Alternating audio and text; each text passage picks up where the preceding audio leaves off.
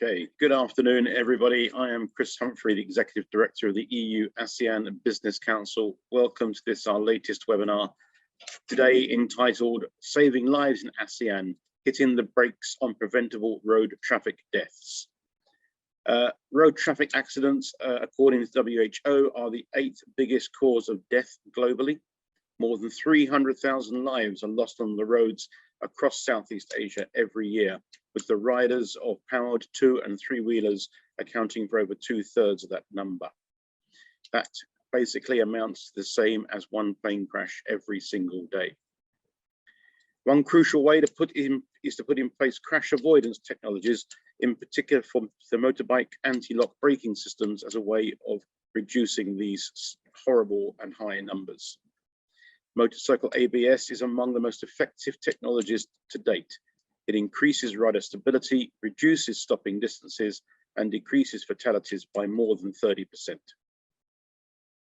While such legislation is supported by the UN under its recommendations of vehicle safety standards, there is in fact a lack of implementation. It is true, unfortunately, that some manufacturers exploit this loophole so that they can continue to produce and sell cheaper bikes on the roads. Today, we will look at the case for ABS in motorcycles, looking at the system's benefits and effectiveness, as well as how to encourage its adaptation and adoption across ASEAN, given the pressing need to save lives on roads and indeed prevent serious injuries on roads as well. I have with us today a very esteemed panel. We have Dr. Khairul Anwar, who's Director General of the Malaysian Institute of Road Safety Research, or MIROS. We have Jessica Trong, who is Secretary General of the Towards Zero Foundation, an organization working on road safety issues globally. Thomas Lich, who is the Senior Expert and Team Lead on Accident Research in the Corporate Sector Research and Advanced Autonomous Systems at Robert Bosch. And Mr. Boran Satya, who is Deputy Director for Road Traffic Safety Department at the Ministry of Public Works and Transport in Cambodia. Good afternoon to each of you. Before we get into the panel discussion, there is a Q&A box at the bottom of your screens. If you have any questions as we're going through, please type them in there. I'll do my best to pick them up as I'm moderating the panel discussion. Before all of that, though, we are delighted to have a keynote speech from Mona Bjorklund, who is Director for Policy Coordination Directorate at DG Move in the European Commission. DG Move, for those who don't know, is the part of the Commission that deals with transport issues. So with that, I'll ask my colleague, please, to play Monica's video. Thank you.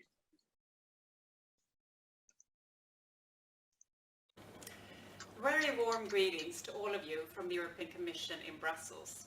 My name is Mona Bjorklund, and I'm Director in charge of Policy Coordination and International Relations in DG Move, which is responsible for EU transport and mobility policies.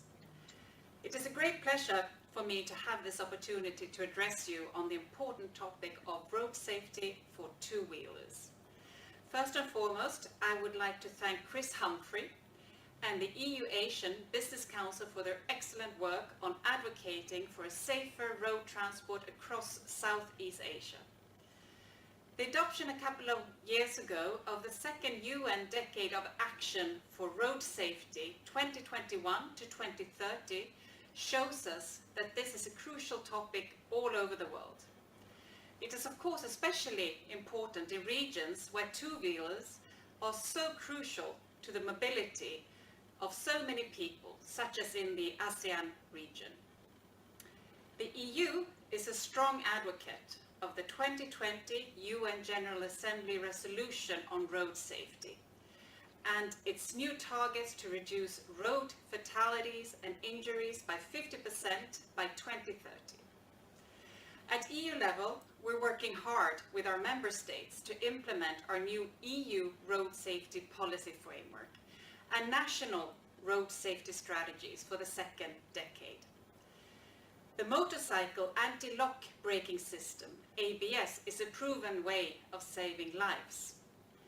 In the EU, we introduced legislation in 2013 whereby all motorcycles in the L3E A1 subcategory must be fitted with an advanced braking system consisting of either an ABS or a combined braking system, CBS, or both at the discretion of the manufacturer.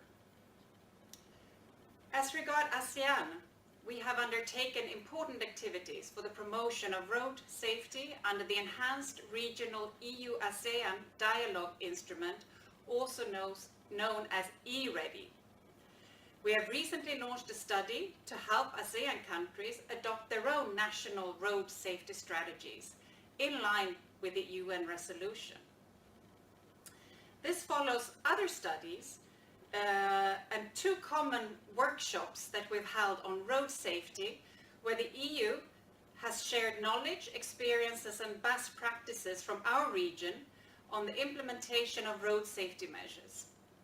The study that we carried out in 2019 pointed to inadequate adoption of the vehicle safety measures recommended by UNECE's Working Party for the Harmonization of Vehicle Regulations. Among many others, these include ABS for motorcycles. There is a motorbike saying that 4 wheels move the body, 2 wheels move the soul. While many of you will no doubt agree to this, for many others, the 2-wheeler is just a practical and affordable means of transport. Let us therefore do our utmost to ensure that we help move both bodies and souls as safely as possible. I therefore very much welcome the efforts to address this issue in today's seminar, in today's agenda, having in mind the disproportionately high number of motorcycle deaths in the ASEAN region. I truly hope that today's event will encourage all participating countries to consider introducing legislation to this effect. Thank you very much for your attention, and I wish you a most productive webinar. Thank you for those comments to get us underway. We'll launch straight into the panel discussion. And I'll start off with Dr. Khalil, because Malaysia is a success story in this matter in the region, one of the few countries to move on legislation to mandate ABS on 2-wheelers. Perhaps you could just share with us the success story that MIRAS has had in Malaysia, please. Thank you, Chris. Thank you for the introductions, and I believe you are here supporting ABS as future regulation. And in Malaysia, we will announce it officially on 1st January 2023. Now, currently we are holding a research for 6 months, studying with all manufacturers of ABS, all motorcycle manufacturers, testing providers, to understand the situation or to understand the real problem if it exists in case of the new regulation in command. And as you all may know that we will start with 150cc motorcycle above, and then after 2 years we're going to starting with 125cc, and less than 125cc we are still in the discussion, as highlighted by keynote speaker. Maybe there's also possibility of using CBS or other methods. But in terms of what we are really focusing now is starting 1st January 2023, we will start regulate the ABS in Malaysia. And definitely, we as a practitioner here, we understand that safety is important, but safety is not only the important factor that we have. So to create the borderline where to install and what not to install is something that we have really to study before we can announce anything. And the success of ABS implementation today is because last year we have started with a MyMap program, Malaysian Motorcycle Assessment Program, which is similar to NCAP, where we have some manufacturer has participated.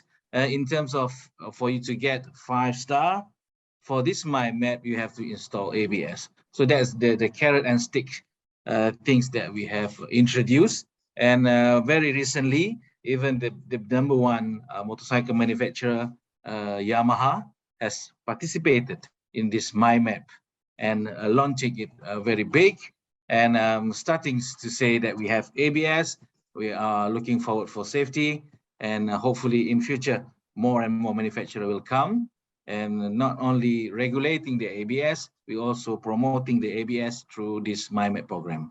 Thank you.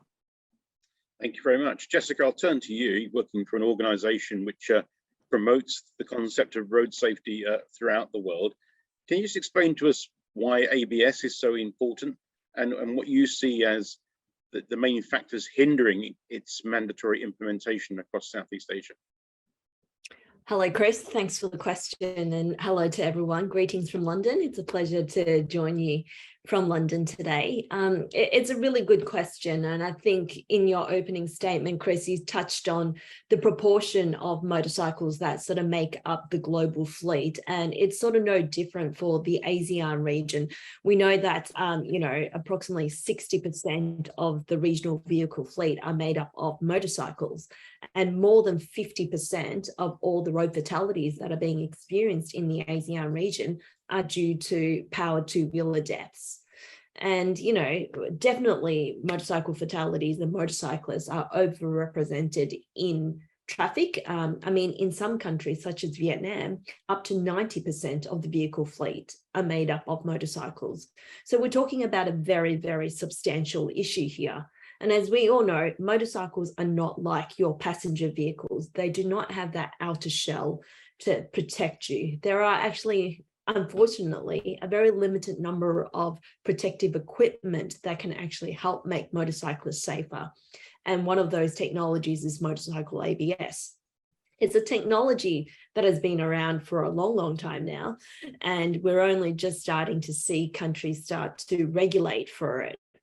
And just to keep in mind the size of the problem that we're dealing with, we're expecting an annual global growth of motorcycles to be about 60 million units a year. So in the decade to 2030, we're adding about 600 million new motorcycles in the next 10 years. So this is the quantum of the issue that we're dealing with.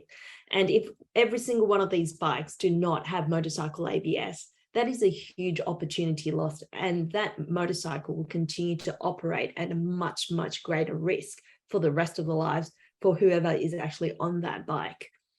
One of the key issues around why we're not seeing mass implementation of a technology that has been around for a long time and that we know is also very effective is a lack of regulation. Especially in the ASEAN region, Khairil touched on Malaysia is going to implement a regulation very soon. Thailand is the only other country in the ASEAN region that has regulated for motorcycle ABS to come into play in the next few years. But if we want to sort of see ASEAN as a region increase in safety, especially in the motorcycle safety space, we really need the countries to start regulating for this technology that is both effective and currently available. And in terms of which motorcycles to actually regulate for, we understand that a lot of countries, when they regulate, they tend to regulate for the higher CC bikes, so 125, 200 cc's and above. But in the ASEAN region, we need to sort of look at what is the bulk of the motorcycles that make up the fleet. And what we know is that the most popular bikes in the ASEAN region are actually made up of small capacity motorcycles. So they tend to dominate the market. So in Thailand, Malaysia, they make up over 80 to 90% of the overall sales.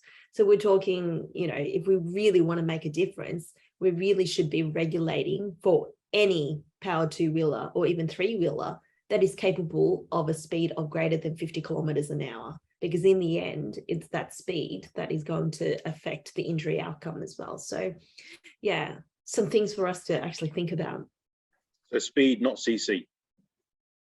Well, CC, in terms of, we know that the lower, smaller capacity bikes are the ones that are, most popular in the region. But if we want to ensure that we capture everything in the market, if we just look at the design speed of the vehicle, anything that travels over 50 kilometers an hour has the capacity to actually injure the rider. So if we actually just look at speed as well, anything over 50 kilometers, if we regulate for that, we capture the small capacity bikes, the bigger capacity bikes. We capture everything basically. Okay, thank you. Goran, I'll come to you if you don't mind next. I think it flows on nicely from what Jessica was just saying. Within ASEAN, ABS braking systems for bikes, they actually form part of ASEAN's own regional road safety strategy. But progress, we just heard, is very slow in the region. Why is that? Yes, thank you, Chris, for this question.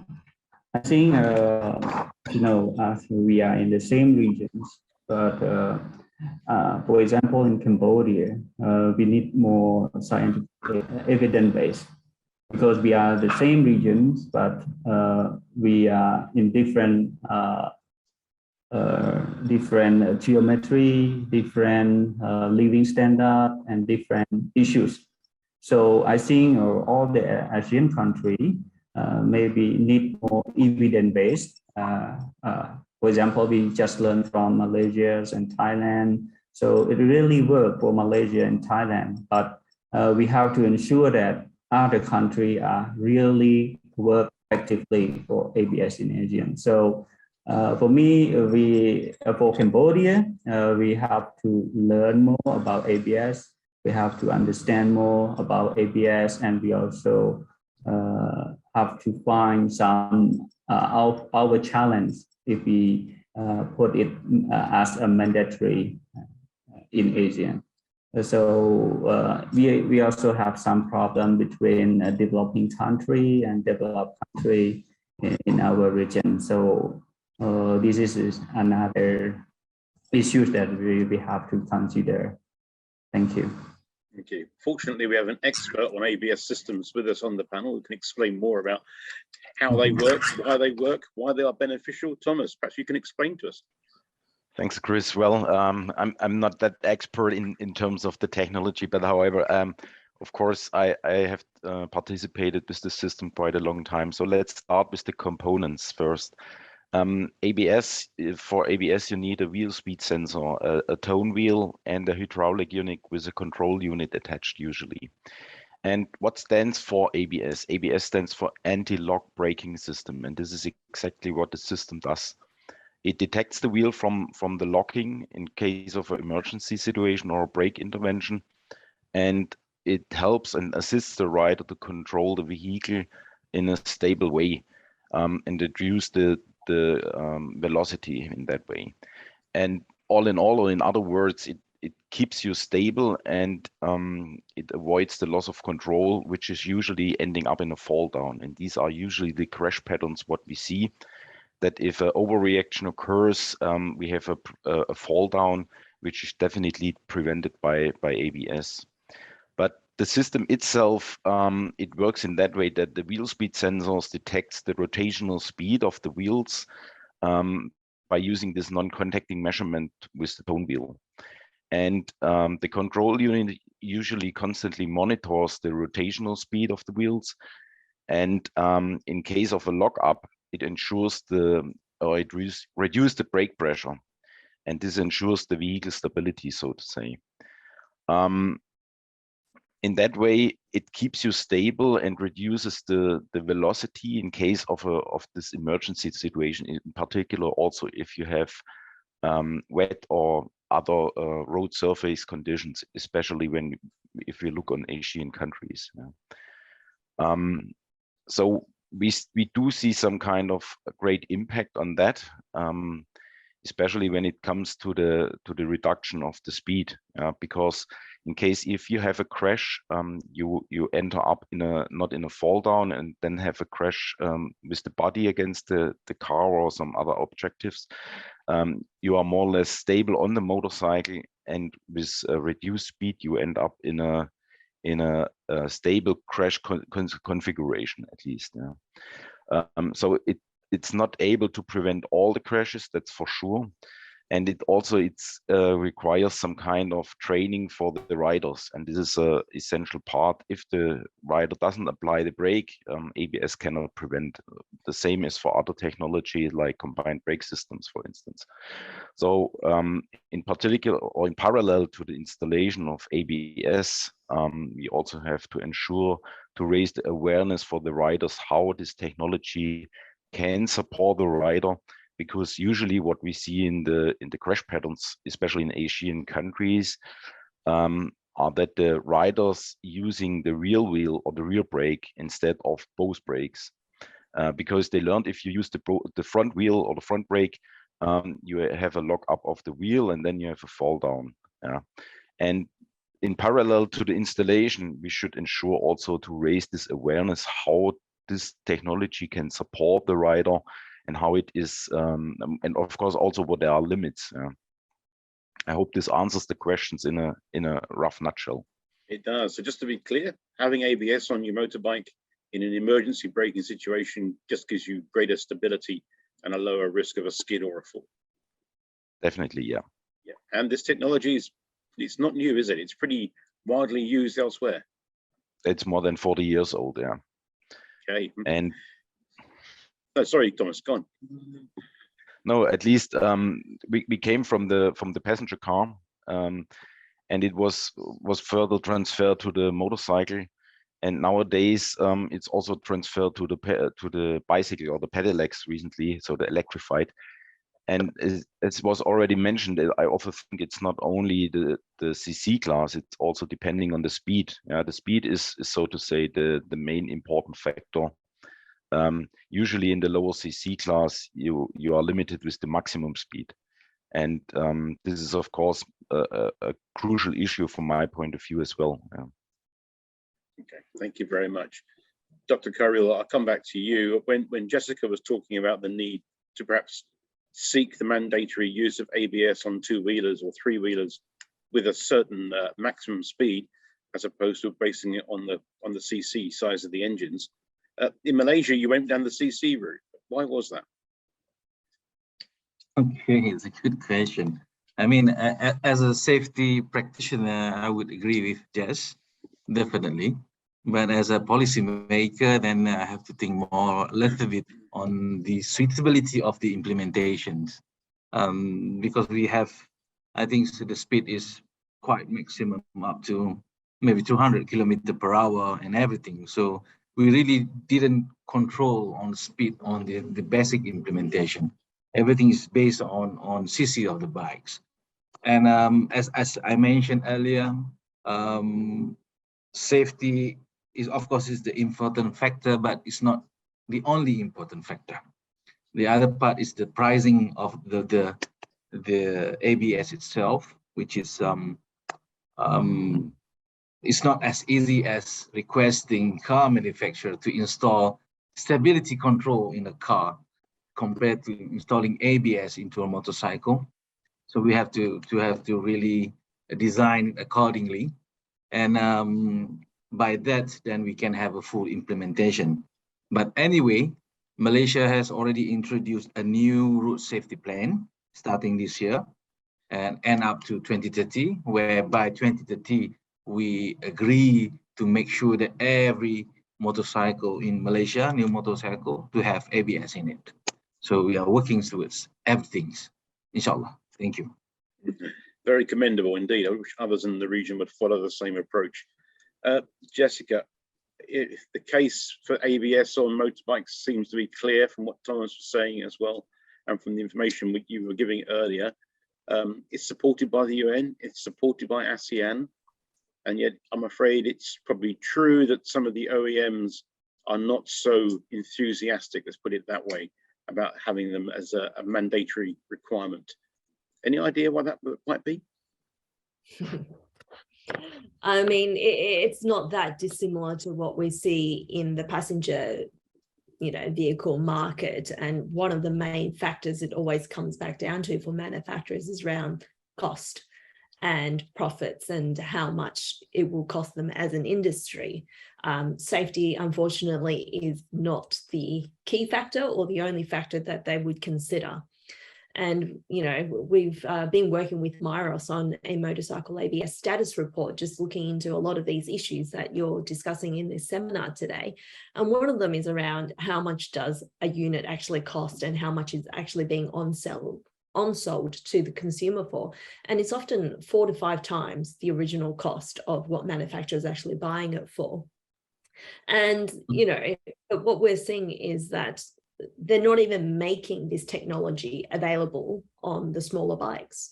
You know, what we're seeing is what's being sold into the ASEAN market, where ABS is generally only available on the much larger bikes, whereas on the smaller capacity bikes, which is the most popular and also the most affordable, it's not even available as an option for people that would be interested in buying it. You know, as an example, you know, in the region, only about 45% of motorcycles of the smaller CCs are actually available with this technology. And then you go to Malaysia, that percentage drops down to, you know, approximately 1%, because a lot of the bikes being sold with ABS are the larger bikes. And, you know, where manufacturers may say that there's no demand from consumers, saying that, well, nobody wants ABS, or that, you know, nobody needs it kind of thing. But once again, MIROS has done a survey of the participants in the ASEAN region, and we know that the participants, they want motorcycle ABS.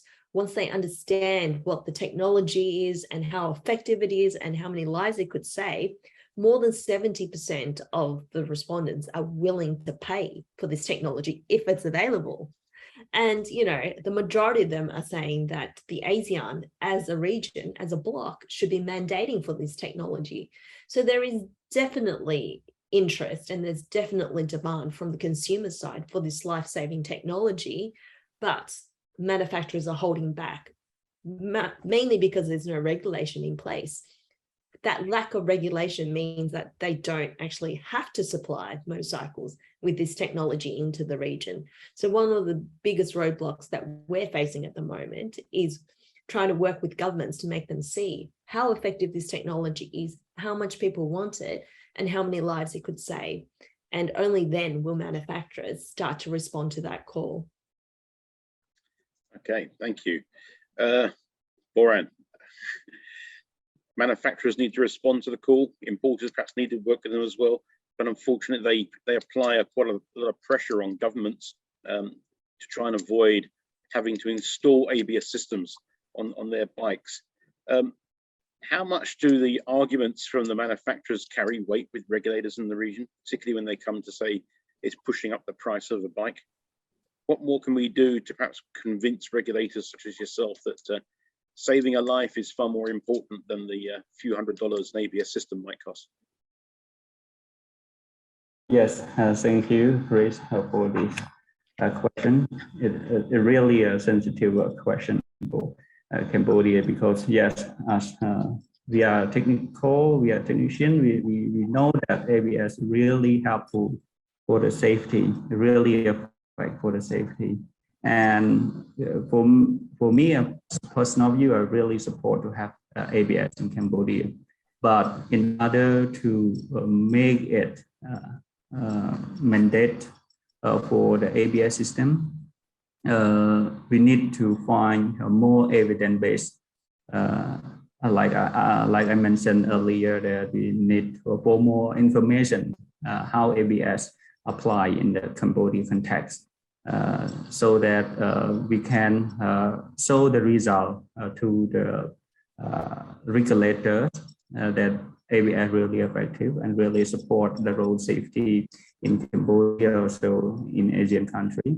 That's why it will become, it is the reason why we have to make it, we have to regulate the ABS as a mandatory system in Cambodia. And all this information, if we got research, got more data with a country context, so the regulator or the policymaker also have more information to make a decision how can we set up a short-term and medium-term and long-term plan for this ABS mandatory. Thank you. Thank you. Thomas, At Bosch, you do an awful lot of research on road traffic accidents around the world. You try to analyze the cause of the accidents, the root causes of them, and then evaluate the effectiveness of devices like ABS on motorbikes. Can you tell us more about that research approach and the importance of collaborating with key stakeholders and how the work you're doing can help inform this sort of debate as well?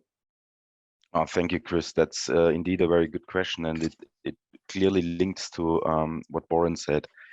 So usually as you said, we would like to identify the root causes of the crash, and to identify such root causes, you need the crash data.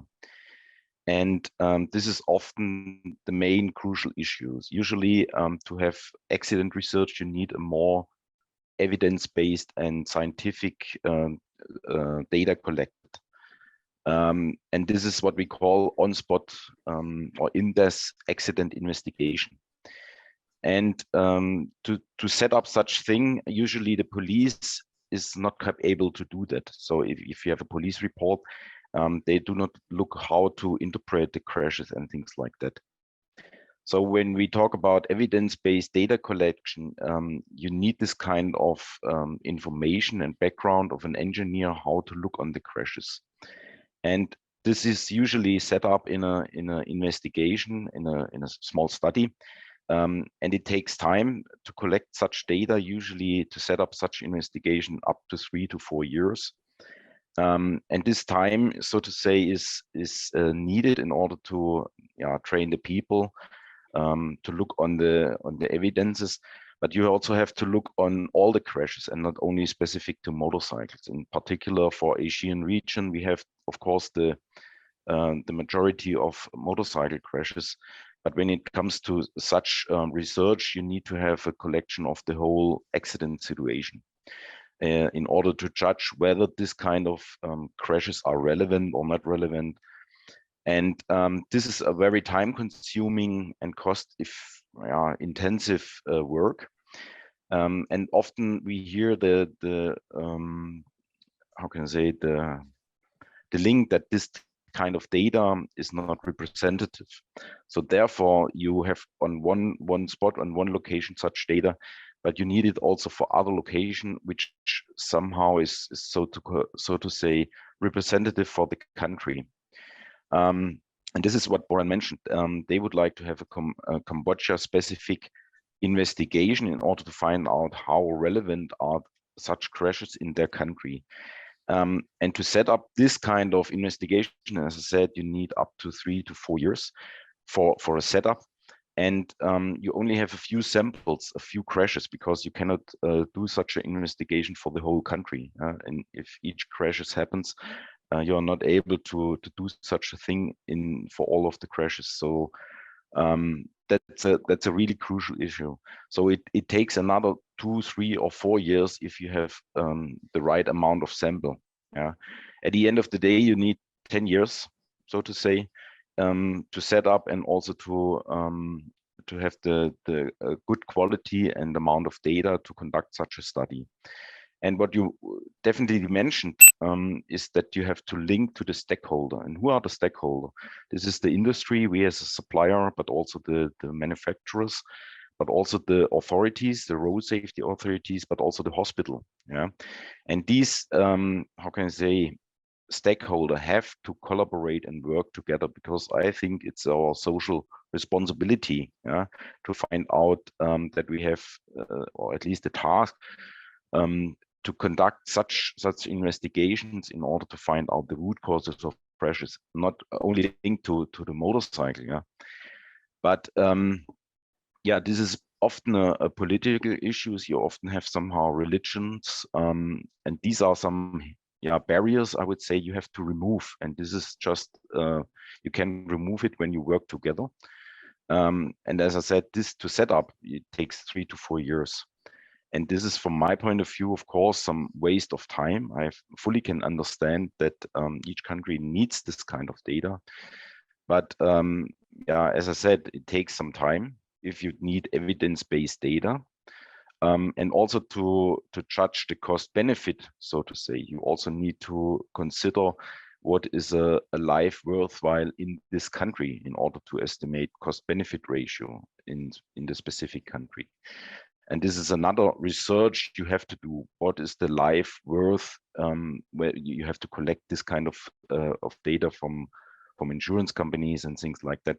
And this is another, how can I say, painkiller in finding out the real values for a certain country. I hope this answers your question in that way. It does. You just mentioned there that the length of time needed to collect data. Every year you're collecting data is another 300,000 people dying on the roads in Southeast Asia. How many years of data for those sorts of numbers do we need before governments and manufacturers themselves will start to take notice? Just an example, some colleagues from the Japanese OEMs, Honda and Yamaha, they did some data investigation in Thailand just for motorcycles, and it took them 4 years to collect 1,000 samples of motorcycle crashes. And it's not just the data collection, you also have to consider some kind of post-processing, so to say, reconstruction. And you have to link it also to the injuries. So this is also another issue. Just the data collection is not the issue. You also have to consider the post-processing. But 4 years of 1,000 samples is a good time. 1,000 samples is a quite good value, because you need, for instance, ABS supports in each of the, if you have a brake intervention, but if the motorcycle is hit from the back, ABS cannot support, because the rider is not able to apply the brake. And depending on your crash situation for the countries, you have to collect all of these crashes, and depending on the distribution of the crash types, then you have to consider, okay, what are the most important relevant crash types I can consider for the study. For ABS, it's not an issue. You just can consider some kind of forward movement of the motorcycle. There are some special crash types which you cannot consider, but anyway, 1,000 sample is a good baseline for that. And as I said, or as you already said, collecting 100 or 200 cases per year, it clearly takes the 3-4 years. Yeah, I remember unfortunately sitting through a road safety dialogue in Da Nang a few years ago, where we had a very long debate about what actually constituted a road traffic accident death, as opposed to talking about how we can cure them. Okay, there are some questions in the chat box. I will ask the first of these. We touched on the cost of adding ABS systems to motorbikes a little bit earlier. Couple of questions in the chat box relate to it. I'll ask them both together, and I think perhaps Jessica might want the first go at it. If riders are willing to pay for the installation and the cost is absorbed by the consumers, how can we go about promoting regulation across ASEAN for ABS installation? And also, if it is true that end users show an interest and they are likely to share the cost of ABS with the OEMs, what is holding back on legislation in this area? What is holding back on legislation and regulation? I think that's a question really for the governments, and it's usually to do with a lot of pushback from manufacturers, once again, from the cost sort of perspective. And I think in vehicle safety, what we would ideally like to see is a combination of vehicle regulations being in place and generating that consumer demand. And while I think MIROS and in Malaysia, they've done a fantastic job in trying to promote the availability and the effectiveness of motorcycle ABS, awareness is still needed around that topic. And once again, it comes back down to manufacturers not really supplying into the region with this technology. So even though we've got people that are starting to understand what motorcycle ABS is, that supply is not being made available. So we've seen this in the passenger car space, where in certain regions of the world, say Australia, where I was from and lived for a long time, a technology like electronic stability control was regulated for in Europe. But, when we were promoting for it and people wanted to buy the technology, they can't, because manufacturers were not providing the cars with the technology in it. So even though there's a demand for it, it took a while before manufacturers sort of answered that call. So ideally what we want to see is for governments to start having those conversations and start regulating for the technology. And while we wait for those regulations to take effect, for manufacturers to voluntarily supply and equip bikes, especially of the ones of the lower capacity bikes, with the technology into the market, so those that can afford it and those that want to buy it are able to. So really we're wanting a two-pronged approach to motorcycle ABS. Dr. Curriel, would you agree with that approach? I mean, how do we get past the price point argument in this discussion, particularly when people these days, particularly in these days, actually are so conscious about the cost of things?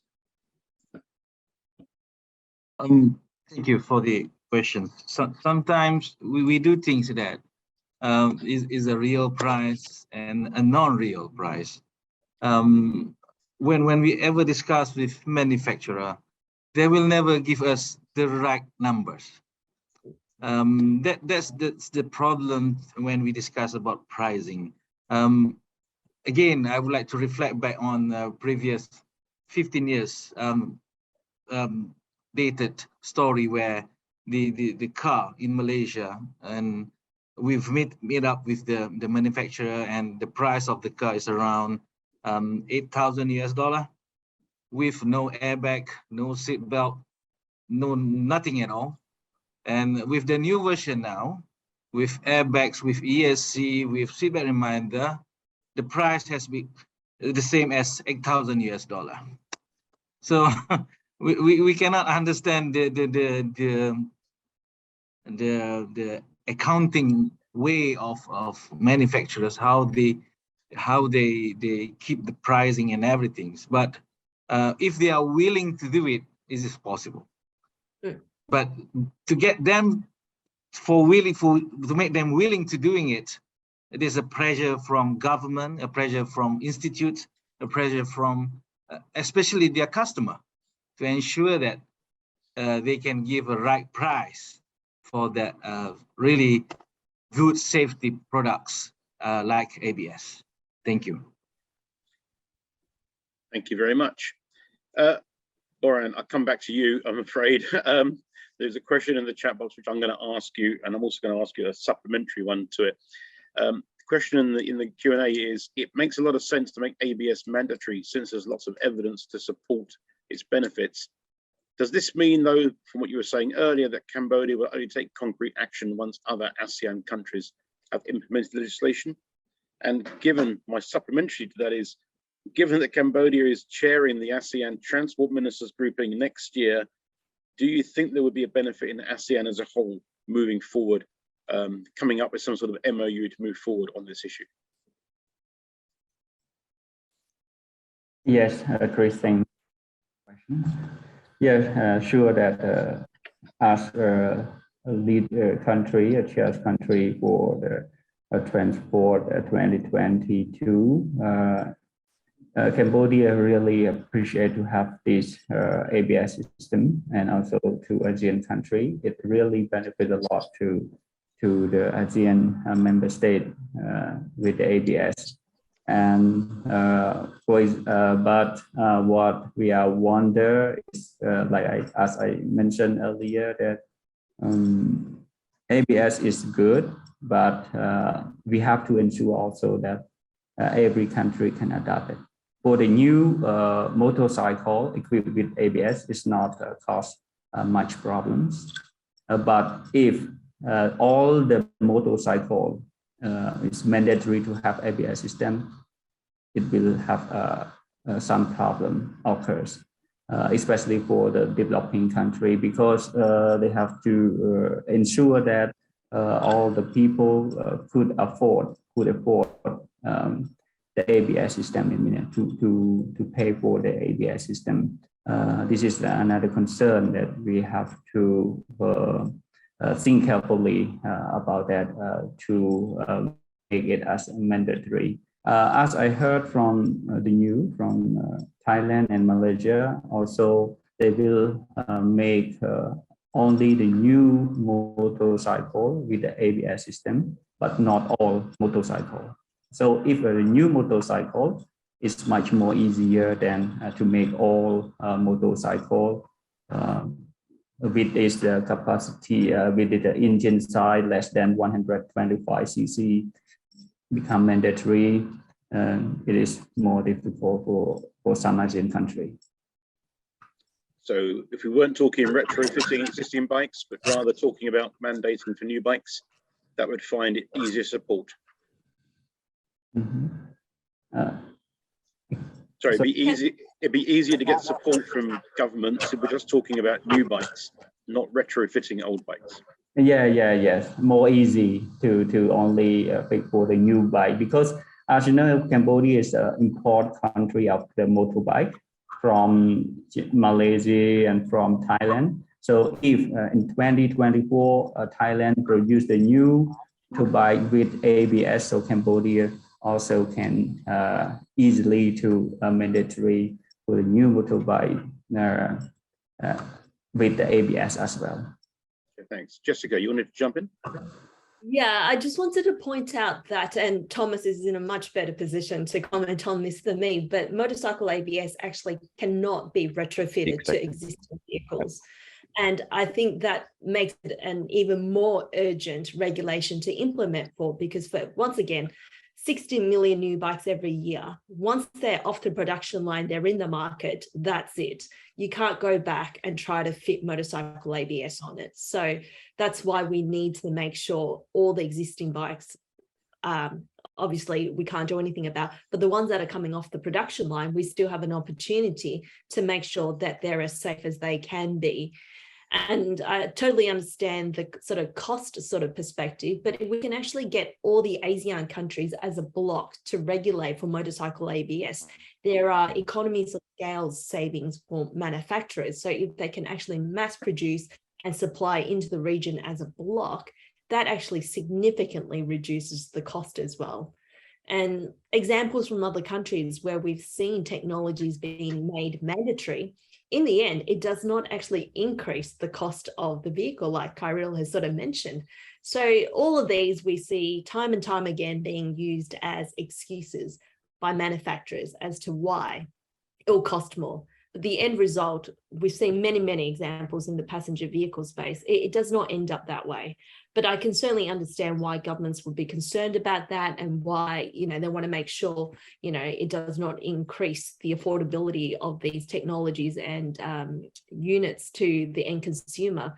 But let me assure Cambodia and the governments that, there are many great examples that will not happen. It's a delay tactic that we see from manufacturers all the time. But we're really hoping that we can work with them to actually overcome this issue.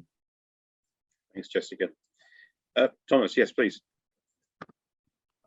Just to add, yeah, Jessica, you're absolutely right. You cannot retrofit ABS on a motorcycle, so therefore you have to have the new production.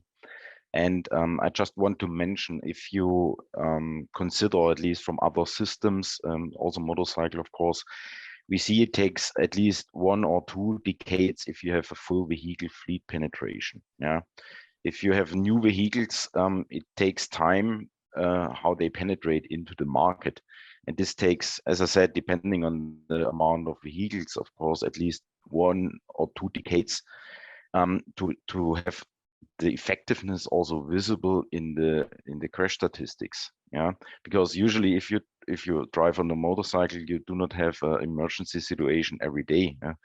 So to see these kind of impacts from the vehicle safety in the crash statistics, on the one hand you need the data again to have a long-term observation, and on the other hand it takes time for the penetration to reach a certain level of the vehicle safety system in the market. Otherwise you will not see the impact. And the longer you take, the longer you wait, so to say, the longer it takes till you have the full vehicle fleet penetration. And this is a crucial issue, but not only for motorcycle ABS. Thanks, Thomas. Thomas, while I have you on, there is a question in the Q&A that Vietnam is actively considering mandating ABS on two-wheelers, that the government's saying they need more data. Can data from other markets be used to demonstrate the case in Vietnam? Somehow, of course, it can be used. There are some possibilities how you can project, so to say, benefits from one country to another. if you have a certain amount of crash data on a macroscopic level available, and if you accept that this kind of rough estimation, so to say, is valid for a certain country. Again, as I said, you also have then to set up in parallel possibly some investigation in order to collect the data in a more scientific way, so that you can prove it later on, how the impact is for the country. But usually you can do such kind of projections. We also have done this for other countries, but the effectiveness of the system itself is more or less independent of the country. It strongly depends on if the rider applies the brake or not, and this is some crucial issue. We have as again, we have to raise the awareness: what can the technology be used for, and how it is applied, and what are the limitations. And this is something we definitely can or have to consider. But to come up with such effectiveness transfers is usually no problem if some kind of level of data from a police level is available and accessible, so to say, for researchers. That's another issue, the accessibility. Thank you. Jessica, your hand's up. Thank you, Chris. And I think Thomas is exactly right. There is a lot of work that can already be done without waiting another 10 years for a lot of data to be collected. You know, we can do a lot of projections just with the data that we have, and also looking at the effectiveness studies that have been done in other regions of the world. And, you know, like Thailand have implemented or regulated for the technology already, and they obviously did a lot of cost benefits and effectiveness studies before they reached that decision. And if we just look at Thailand and the example that they've got, you know, they are estimating that 6,000 to 9,000 lives can be saved in the 5 years following the introduction of that regulation. And, you know, MIROS, as a part of the report that we're pulling together as well, has estimated something similar. And really, if we can regulate for motorcycle ABS as a block, once again in ASEAN, you know, in the first 5 years, we're talking about 40,000 lives that could potentially be saved by this technology. I mean, can we stand behind the, you know, numbers 100%? You know, there's no guarantees in life, but it's a very good estimate of what we're aiming for. Even if we're a few lives short on that, we're still talking about a very, very high number of lives that can be saved. And, you know, to delay it because we think that it's not good enough research, I think that would be a mistake, because, you know, we're talking about people's health, we're talking about people's lives. What we've got is enough to indicate that it's a good regulation that should be implemented right away. Compelling case. Boran, Carol, there's a question in the Q&A asking about actually enforcement of existing safety measures for motor riders, including the wearing of helmets. What more can we do to make sure that existing rules are being abided by? Yes. Carol, you'd like to go first? Thank you. Of course, ABS is not everything, but it's very important equipment in the motorcycle. If we could make it as a regulation, we still have the helmets, we still have the PPE, and of course this education, through promotions. And in MIROS per se, we are setting up a team, because, you know, for 15 years we're just doing research and we have not doing a real implementation. So now we start moving to the roads, meetings all the motorcyclists, and educating everyone on how to be a better motorcyclist in a way. And that could help to reduce the injuries per se in case of accidents or crashes. And while waiting for the ABS regulation to be keep up, and we have a better protection in a way. And we are also technically working on future, and now we are talking about motorcycle airbag per se. And then we are keep doing the good momentum, so that in the end of the day, whenever we ride motorcycle, we feel safe. So that's our target. Thank you. Thank you. And Boran, in Cambodia, what you're doing to make sure that existing safety requirements are being enforced properly?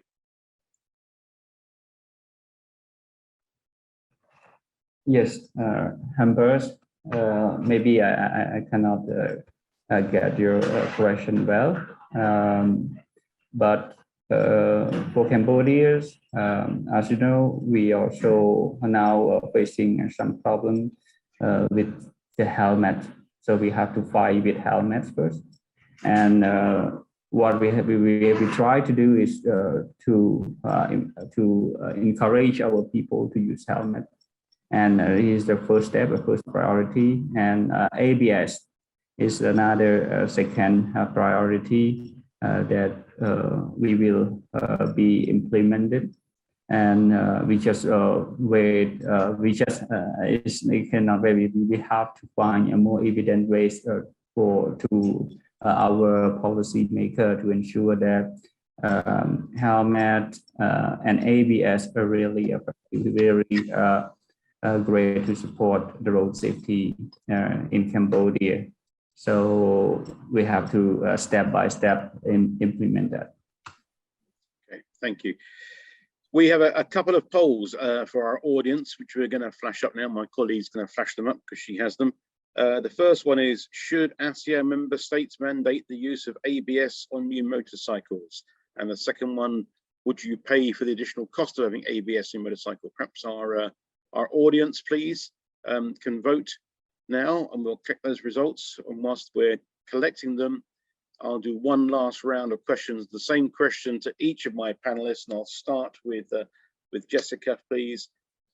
How long do you think it will take for ASEAN to get on board fully and all 10 member states to mandate the use of ABS systems on two-wheelers?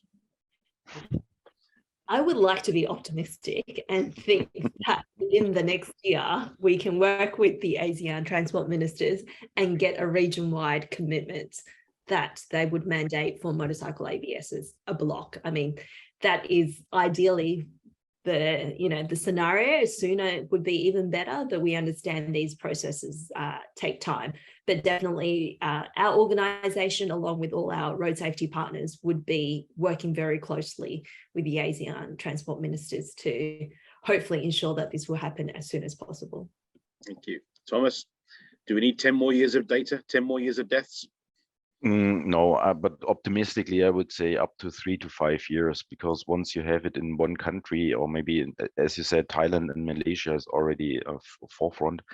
I'm sure that the experience of these countries can be utilized also in the other countries as well. And if there's some strong exchange and possibly also some parallel, we can try to project with a more, how can I say, not scientific crash data, so utilize the existing information. I think we can at least come up with some kind of 3 to 5 years, maybe. Thank you. Dr. Curiel, your view. The age has already moved. How can we get I will work with Jessica and Thomas. Make it as soon as possible. And one factor that we should also think is how to, because the price of motorcycles is system price. It's same as passenger car. So what in our previous history, one passenger car take out the radio and putting an airbag to ensure that they get the similar price to offer to manufacturer. And this may be something that could be done in motorcycle creatively to ensure that the pricing is not so far from what we are having now. Then it's much easier. But this has to be more technical discussion with manufacturers also. So I will commit with Jessica and Thomas, and also maybe Boran together. Let's make ABS as mandatory in ASEAN. Thank you. Thank you. So Boran, I'll give you the last word on this before I reveal the poll results. Do you think it can happen? And perhaps some advice from you about how we can work together to make it happen. Yes, yes, it will happen in ASEAN with the mandatory for the ABS. But because of for some country only, except Malaysia and Thailand, they are really good at that, and they have also more institute of road safety.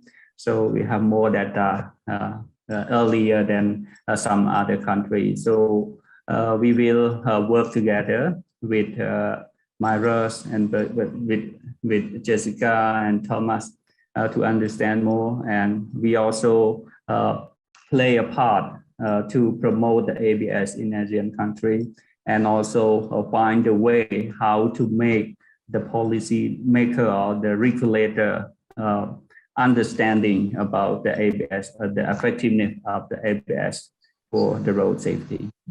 Thank you. Excellent. Thank you very much. Right, the results of our poll are in front of me. 90% of our audience says that ASEAN should mandate the use of ABS on new motorcycles, and 86% of them are willing to pay the additional cost for it.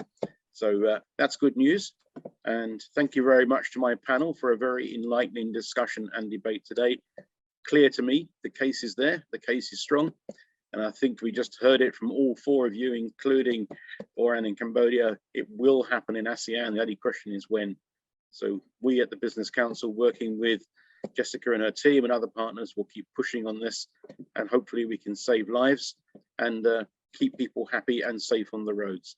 Thank you everybody for your time. Thank you for joining us. All keep safe and keep well. Goodbye. Thank you very much. Goodbye.